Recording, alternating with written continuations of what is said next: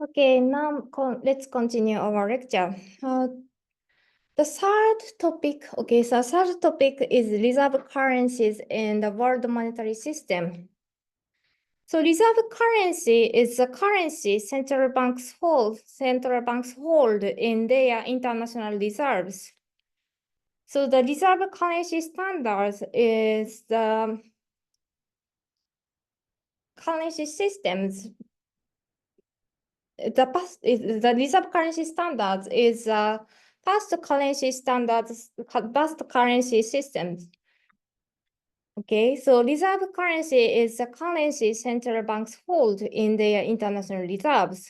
So each nation's central bank fixes its currency's exchange rate against the reserve currency by standing ready to trade domestic money for reserve assets at that rate.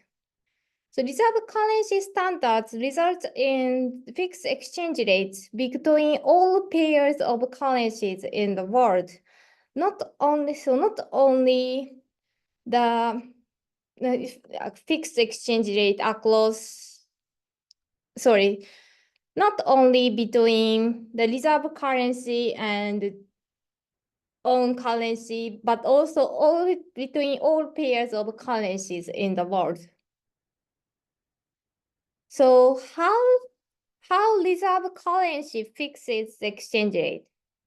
So let's consider an example that is a system at the end of World War II.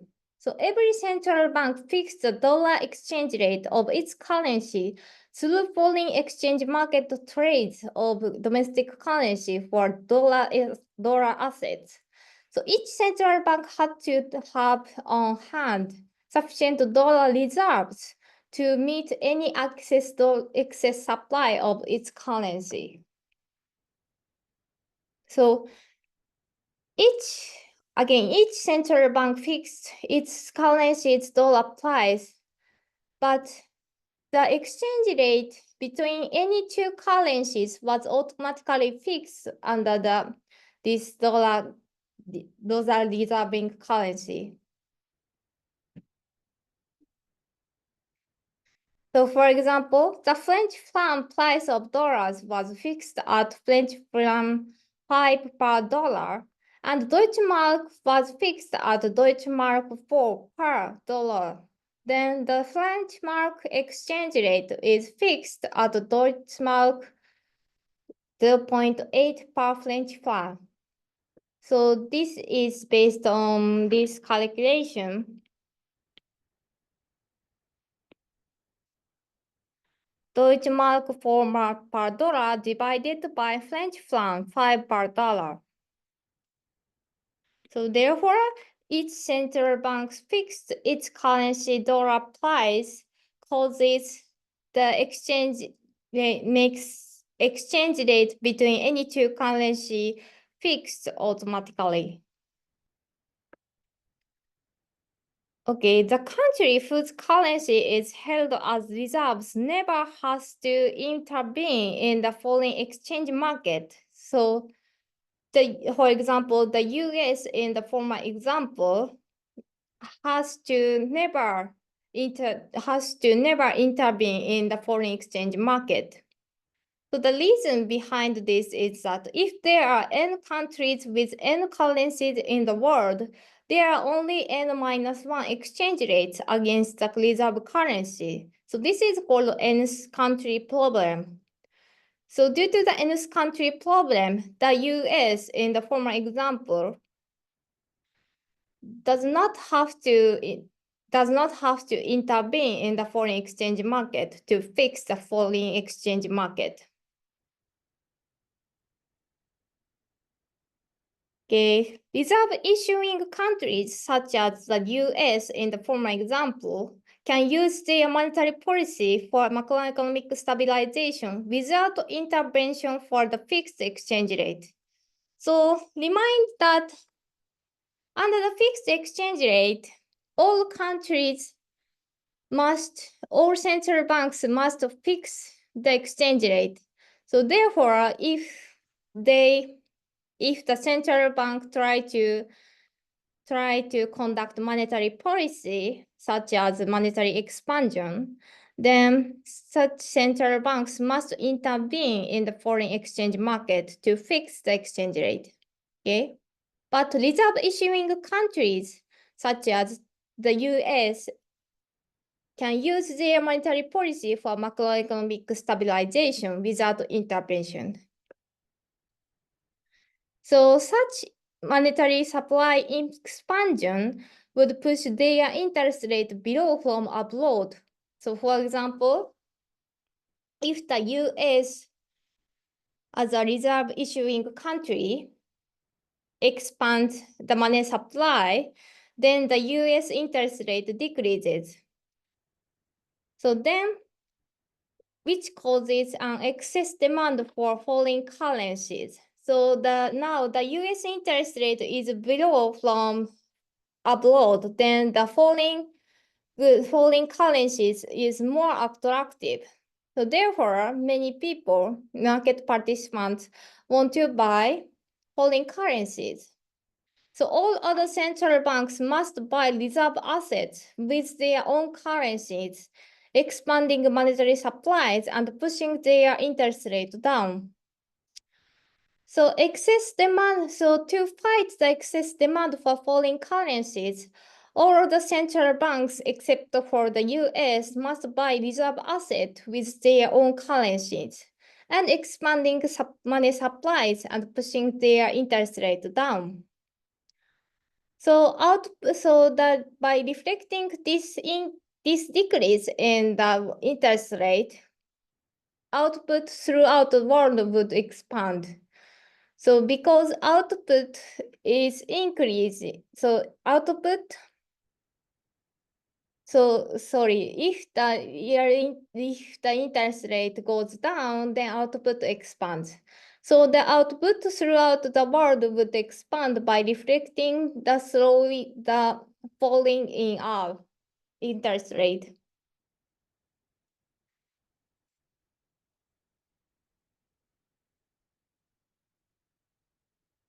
So this asymmetry between reserve issuing country and other countries places immense economic power in the hands of reserve countries, so which can lead to policy disputes.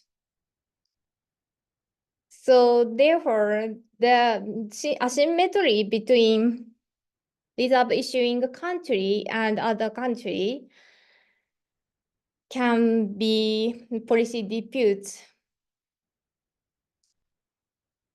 Okay. Now move on to the next system, that is the gold standard. So the gold standard is also one currency system.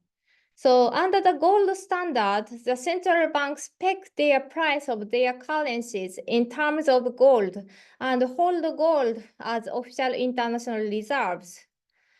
So the gold standard was conducted between 1870 and between 1870 and 1914. So, and also the gold standard can avoid the nth country problem.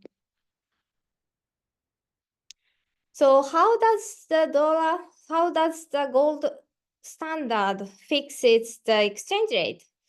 So suppose the dollar price of gold is $35 per ounce, and the pound price of gold is 40.58 pounds per ounce. Then the dollar pound exchange rate is gonna be $2.4 per pound. So this is based on this calculation. $35 per ounce divided by 14.58 pounds per ounce. So in here, I said that the gold standards can avoid the in this country problem, but why? Then suppose the money Bank of England, BOE, increases the money supply by purchasing domestic assets. Then the British interest rate decreases and pound deposits are sold. And foreign assets are bought. Then under the floating exchange rate, the pound depreciates. But under the gold standard, this depreciation does not occur. Why? Because holders of bonds can sell these to the BOE, Bank of England, for gold, and sell the gold to other central banks for their currencies, and use these currencies to purchase foreign deposits. So therefore, British suffers private capital outflow. So because of such transactions, gold standard does not depreciate. So the gold standard make the exchange rate fixed. Okay. Then the Bank of England is forced to buy bonds and sell gold and loses foreign reserves. British money supply decreases as a result, and interest rate increases. And also, foreign central banks buy gold with their currencies and gain reserves. So monetary supply increases, interest rate decreases as a result. Then British interest rate increases and foreign interest rate decreases. So therefore, once interest rate have again become equal across countries, asset markets are equilibrium. So under the fixed exchange rate, by the transaction of gold and money supply, gold and assets, then the British interest rate increases and foreign interest rate decreases. Then once interest rate become equal across countries, asset market are equilibrium. This is a new equilibrium. Okay. So benefits of gold standard is based on that all central banks must fix the money price of gold. So therefore, they cannot allow their money supplies to grow more rapidly than the real money demand. So therefore, they can avoid inflation. So if the money supplies if the money supply grows more rapidly than the real money demand, the prices also goes up. So therefore, gold price also increases and cannot be constant at the desired level. So of course, there are some drawbacks of gold standard. So one thing is undesirable constraints on the use of monetary policy to fight unemployment. So for example, in a worldwide recession, it might be desirable to expand the money supplies, even if this were to raise the price of gold. So therefore, monetary policy for fighting unemployment cannot be conducted sometimes cannot be conducted in a gold standard. Okay. Number two, the second point of drawbacks. Okay. The overall price level stability is only if the relative price of gold and any other goods is stable. So suppose that the dollar price of gold is $35 per ounce, and the price of gold in typical output basket is 1/3 of a basket per ounce. Then a price level of $105 per output basket. Now suppose that there is a major gold discovery in South America, South America, and the relative price of gold in terms of output falls to 1/4 of a basket per ounce. Then the price level rises from $105 to $140. So this is inflation. So the reflecting the gold relative price of gold, then the price level can change and causes, so such price change can be inflation. Okay, third drawbacks is that central banks cannot increase reserve holding as their economies grow unless their Central banks cannot increase reserve holdings as their economies grow unless their continual new gold discoveries. So gold is limited.